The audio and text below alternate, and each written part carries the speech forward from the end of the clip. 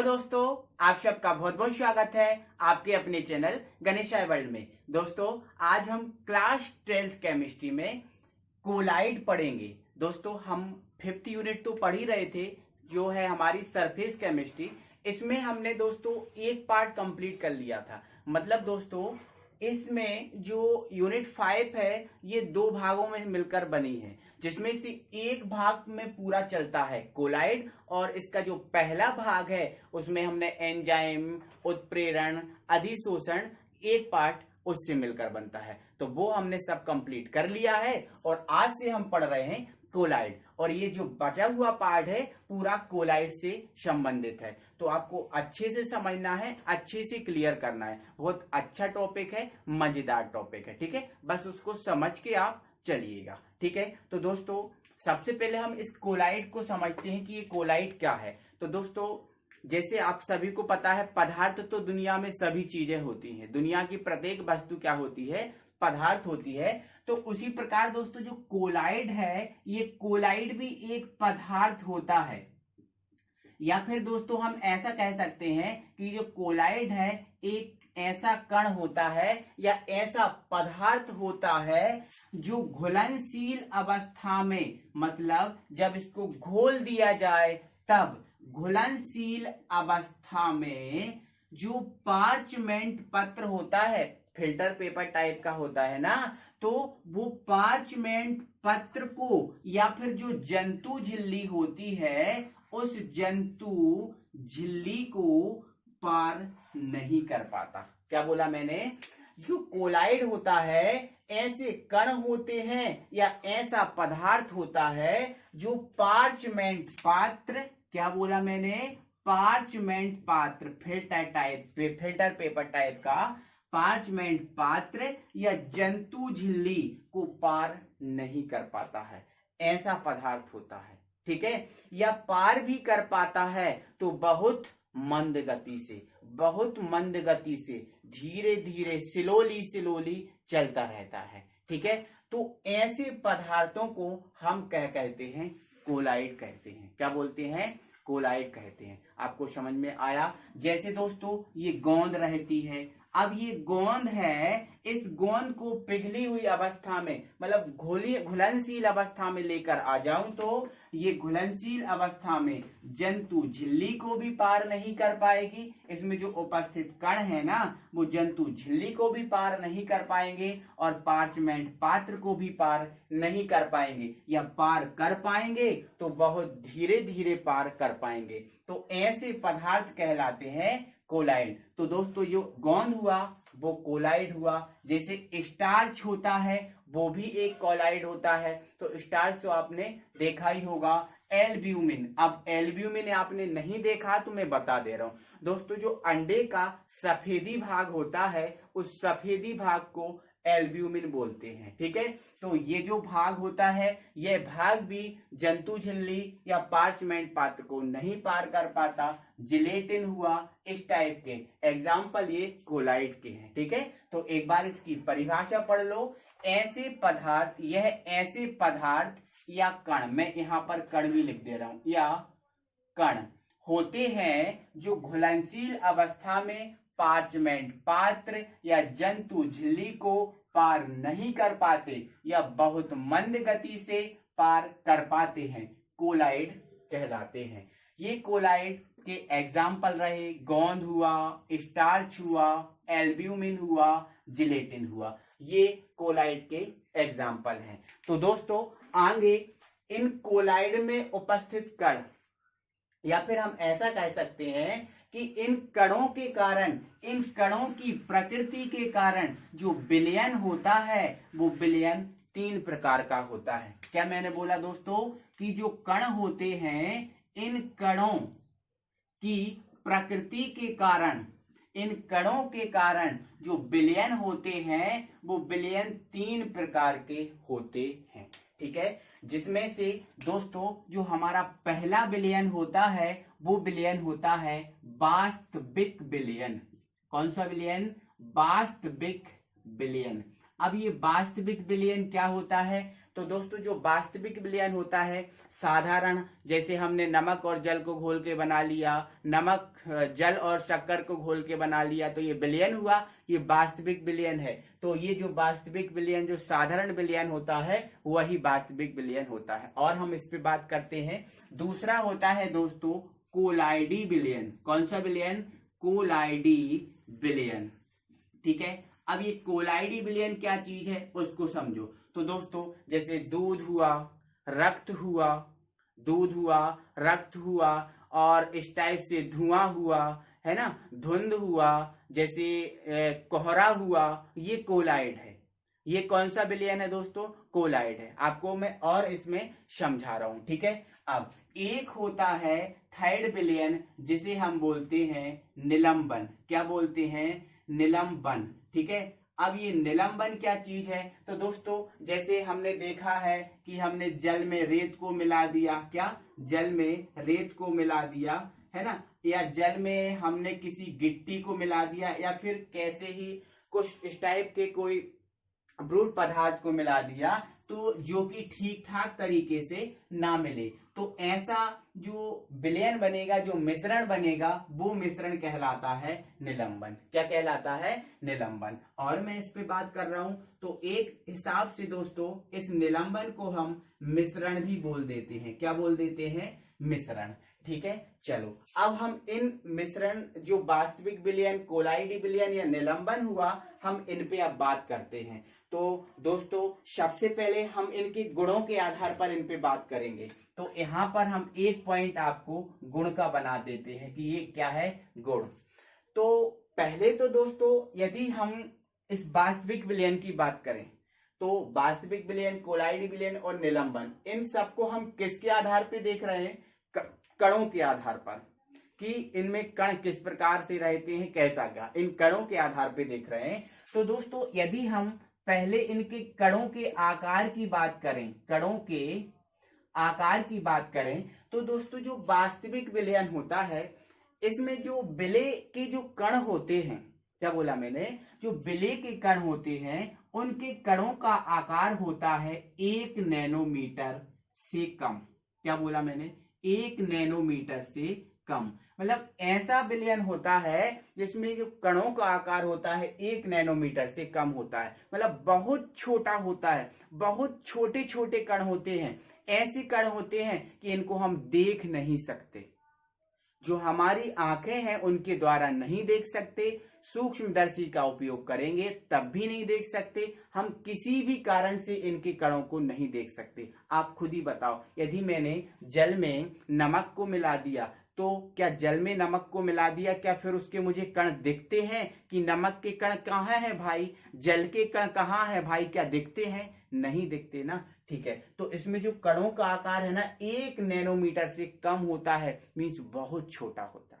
यदि हम एंगस्ट्रॉम की बात करें तो 10 एंगस्ट्रॉम से कम होता है। किससे? 10 एंगस्ट्रॉम से कम होता है।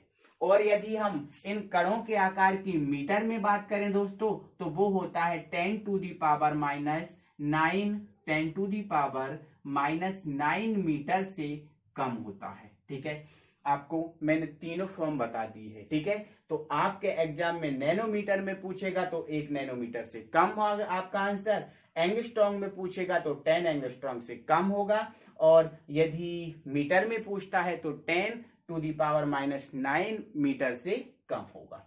अब हम इसके कणों की बात करें दोस्तों, तो ये कोलाइडी विलयन में जो कणों का आकार होता है वो 1 नैनोमीटर से 1000 नैनोमीटर के मध्य होता है। क्या बोला मैंने? 1 नैनोमीटर से 1000 नैनोमीटर के मध्य होता है इसमें कोलाइडी जो विलयन होता है उसमें कणों का आकार। अब यदि एंगस्ट्रॉम की बात करें तो 1 नैनोमीटर बराबर 10 एंगस्ट्रॉम, तो ये 10 एंगस्ट्रॉम से यहाँ पर 1000 है, 1 जीरो और बढ़ जाएगा तो क्या हो जाएगा? 10,000। ठीक है, तो यहां से क्या हो जाएगा? ये 4 जीरो हो जाएंगे और ये आ जाएगा एंगस्ट्रॉम में। ठीक है, कोई दिक्कत है? ठीक, अगर इसको हम मीटर में लेके जाएं तो ये मीटर में जाएगा तो क्या हो जाएगा? 10 to the power minus 9 meter, और यहां से इसको मीटर में लेके जाएं तो यहां से कितनी जीरो कम हो जाएंगी, 3, तो क्या हो जाएगा 10⁻⁻6 मीटर से। तो इसका मीटर में इतना होता है। अब अगर हम निलंबन की बात करें, मिश्रण की बात करें, तो इसमें जो कणों का आकार होता है दोस्तों वो 1000 नैनोमीटर से भी अधिक का होता है। इसमें कणों का आकार 1000 नैनोमीटर से अधिक का होता है। और यदि एंगस्ट्रॉन्ग में बात करें तो 10,000 एंगस्ट्रॉन्ग से अधिक होगा, 10,000 एंगस्ट्रॉन्ग से अधिक हो जाएगा। और यदि हम मीटर में बात करें तो 10⁻⁻6 मीटर से अधिक हो जाएगा। ये आपको क्लियर रखना है, ठीक है। ये कणों के आकार की बात की गई है, ये वास्तविक विलयन की, ये कोलाइडी विलयन की, और ये निलंबन मीन्स मिश्रण की बात की गई है। तो आगे दोस्तों हम इनकी प्रकृति की बात करें कि इनकी प्रकृति किस टाइप की होती है, ये किस प्रकृति के होते हैं। तो दोस्तों जो वास्तविक विलयन होता है वो समांगी प्रकृति का होता है। कौन सी प्रकृति का, समांगी। मतलब इसका यह है दोस्तों कि इसमें विलेय और विलायक आराम से, आसानी से, समान रूप से मिल जाते हैं, समान रूप से मिल जाते हैं। ऐसा नहीं होता कि कहीं इसमें कण मिल जाएं और कहीं इसमें कण ना मिले। आपस में जब जल में हम नमक को घोलेंगे तो जो नमक है जल में आसानी से ऊपर से नीचे तक समान रूप से मिल जाएगा, ठीक है। तो ये समांगी प्रकृति का होता है। और जो कोलाइडी विलयन होता है दोस्तों ये विषमांगी प्रकृति का होता है। कौन सी, विषमांगी प्रकृति का होता है। मींस इसमें विलेय और विलायक के कण आपस में ठीक ठाक तरीके से नहीं मिलते, ठीक है। तो हमने यदि इसका एग्जाम्पल की बात करें तो धूल की ही बात करें, धूल भी दोस्तों एक कोलाइडी विलयन का एग्जाम्पल है। तो धूल में हमने देखा है तो धूल कहीं गहरी होती है, कहीं पतली होती है, कहीं धूल में ज्यादा कण होते हैं, कहीं धूल में कम कण होते हैं। क्या कण सभी जगह समान होते हैं? क्या सभी जगह समान होते हैं? नहीं होते। सभी जगह समान नहीं होते, तभी तो ये विषमांगी प्रकृति का होता है। यदि रक्त की बात करें, क्योंकि रक्त भी हमारा कोलाइडी विलयन है, जो हमारा ब्लड है वो भी कोलाइडी विलयन है। तो इस रक्त में भी दोस्तों जो आरबीसी होती है, डब्ल्यूबीसी होती है, प्लेटलेट्स होती है, क्या ये सभी जगह समान होती हैं? क्या नहीं होती ना सभी जगह समान। तो इसलिए ही तो ये विषमांगी प्रकृति का हुआ। तो ये विषमांगी प्रकृति का होता है। यदि निलंबन की बात करें तो ये तो विषमांगी प्रकृति का होता ही है ना। जैसे जल में हमने रेत को मिला दिया तो रेत क्या सभी जगह समान होगी? ऐसा नहीं हो पाता है। इसमें तो स्वच्छ आंखों से कण दिखते हैं, इनमें जो विलेय होता है उसको आसानी से अलग कर सकते हैं। तो ये तो विषमांगी प्रकृति का होता ही होता है, ठीक है। चलो आगे बात करें दोस्तों, हम इनकी छननता की बात करें कि इनको, या फिर हम दृश्यता की बात कर लेते हैं दोस्तों, दृश्यता, ठीक है। मतलब देखने के लिए हम बात कर लेते हैं कि ये दिखते हैं या नहीं। तो दोस्तों यदि दृश्यता की बात करें तो आप हमें बताइए, क्या वास्तविक विलयन में उपस्थित कण हमें दिख सकते हैं? क्या हम उन्हें देख सकते हैं? नहीं ना। तो हम क्या लिख सकते हैं, इन्हें नहीं देखा जा सकता, इन्हें नहीं देखा जा सकता। तो हम इनको नहीं देख सकते, यहां लिख सकते हैं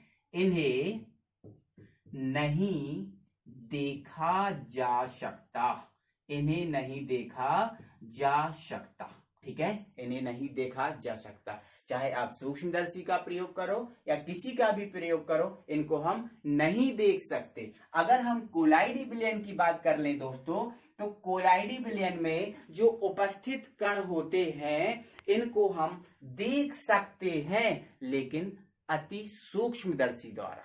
क्या? अति सूक्ष्मदर्शी द्वारा हम इनको देख सकते हैं। तो हम क्या लिख सकते हैं, अति सूक्ष्मदर्शी, अति सूक्ष्मदर्शी द्वारा देखा जा सकता है, देखा जा सकता है, ठीक है। चलो अब हम इसकी बात करें, निलंबन की बात करें, तो निलंबन को तो सूक्ष्मदर्शी क्या हमारी जो आंखें हैं, साधारण आंखें, उनके द्वारा भी हम इनको देख सकते हैं। तो हम क्या लिख सकते हैं, साधारण आंखों द्वारा देखा जा सकता है, देखा जा सकता है। ठीक है, साधारण आंखों द्वारा हम इनको देख सकते हैं। ठीक है, चलो ये हमारा पॉइंट हुआ। अब अगला पॉइंट हम देखते हैं दोस्तों, विसरण वाला। क्या बोलता है, विसरण, मतलब इनका जो प्रवाहित होने का गुण होता है वो कैसा रहता है, उसको समझते हैं। तो दोस्तों, जो कोलाइडी, जो वास्तविक विलयन होते हैं, इन वास्तविक विलयनों के जो कण होते हैं वो समांगी प्रकृति के होते हैं, इन्हें देखा नहीं जा सकता। अब समांगी होते हैं, देखा नहीं जा सकता, तो क्या इसकी गति का अंदाजा आपको है? क्या गति का अंदाजा लगा सकते हैं? नहीं लगा सकते। क्यों नहीं लगा सकते? क्योंकि ये हमेशा गति अवस्था में रहते हैं, हमेशा ही दोस्तों ये गति अवस्था में रहते हैं। ठीक है, तो इनका क्या लिख सकते हैं, इनका विसरण तेजी से होता है, तेजी से होता है। ठीक है, इनका विसरण तेजी से होता है, ये हमेशा गति अवस्था में रहते हैं, गति ये हमेशा करते रहते हैं। ठीक है, चलो इसके बाद यदि हम कोलाइडी विलयन की बात करें, तो कोलाइडी विलयन की जो गति होती है इनसे मंद होती है। ठीक है, तो क्या लिख सकते हैं, वास्तविक विलयन के कणों से मंद होती है, वास्तविक विलयन के कणों से मंद। देखो गति तो इनमें होती है, लेकिन जो वास्तविक विलयन के कणों में होती है उनसे थोड़ी मंद होती है। अगर हम निलंबन की बात करें, तो निलंबन में भैया जल में रेत मिला दो, क्या रेत गति करने लगेगी? गति करती है क्या? नहीं करती ना। तो आप गति भी करती है तो बहुत धीरे धीरे धीरे धीरे, है ना। तो आप क्या लिख सकते हो, बहुत मंद होती है, बहुत मंद होती है, ऐसा हम समझ सकते हैं। तो दोस्तों ये हमने कुछ पॉइंट देखे। इसके बाद यदि हम छननता की बात करें, चलो एक पॉइंट और हम बात कर लेते हैं छननता की। तो दोस्तों जो वास्तविक विलयन होते हैं, ये वास्तविक विलयन को हम पार्चमेंट पात्र, क्या पार्चमेंट पात्र और जंतु झिल्ली, क्या जंतु झिल्ली, इन दोनों के द्वारा पार कर सकते हैं। मतलब जो वास्तविक विलयन में उपस्थित कण होते हैं उनको पार्चमेंट पात्र या जंतु झिल्ली दोनों के द्वारा पार किया जा सकता है। लेकिन जो कोलाइडी विलयन होते हैं दोस्तों, इनको पार्चमेंट पात्र द्वारा तो पार किया जा सकता है, किंतु जो जंतु झिल्ली होती है उस जंतु झिल्ली द्वारा इनको पार नहीं किया जा सकता। समझ में आया आपको? ठीक है। और यहाँ से निलंबन की बात करें तो दोस्तों ना तो ये निलंबन की कण पार्चमेंट पात्र को पार करते हैं और ना ही ये जंतु झिल्ली को पार करते हैं, मतलब ये दोनों को पार नहीं कर सकते। ठीक है, तो ये दोस्तों हमने कणों के आधार पर जो विलयन था उस विलयन के प्रकारों को समझा है। तो दोस्तों इन प्रकारों का डिफरेंस तो मैंने आपको बता ही दिया है कि देखो वास्तविक, कोलाइडी और निलंबन में ये डिफरेंस होता है। अब यदि आपको इसकी परिभाषा अलग से लिखना है, आपको अलग अलग करके लिखना है कि वास्तविक विलयन अलग, कोलाइडी विलयन अलग और निलंबन विलयन अलग, तो आप हेडिंग डालेंगे वास्तविक विलयन और उसमें लिखेंगे ऐसा विलयन जिसमें कणों का आकार 1 नैनोमीटर से कम होता है वास्तविक विलयन कहलाते हैं। इनकी प्रकृति ये समांगी प्रकृति के होते हैं, इन्हें देखा नहीं जा सकता, इनका जो कणों का आकार होता है वो तेजी से विसरण होता है, ये सब। ठीक है, इसके बाद दोस्तों एक पॉइंट और बचा है उदाहरण का, एक पॉइंट उदाहरण का बचा है, उनको उदाहरण को मैं यहाँ पर आपको समझा रहा हूं। तो दोस्तों ये उदाहरण मैं यहाँ पर समझा रहा हूं, तो इसका उदाहरण क्या हो जाएगा दोस्तों, जल प्लस नमक, जल प्लस शक्कर, जल प्लस शक्कर, ये इसके एग्जाम्पल हो जाएंगे। यदि इसके एग्जाम्पल की बात करें दोस्तों तो ये दूध है ना, रक्त है, ठीक है, रक्त हुआ, इसके बाद धुआं हुआ, ठीक है, इसके बाद कोहरा हुआ, ये सब इसके एग्जाम्पल हैं।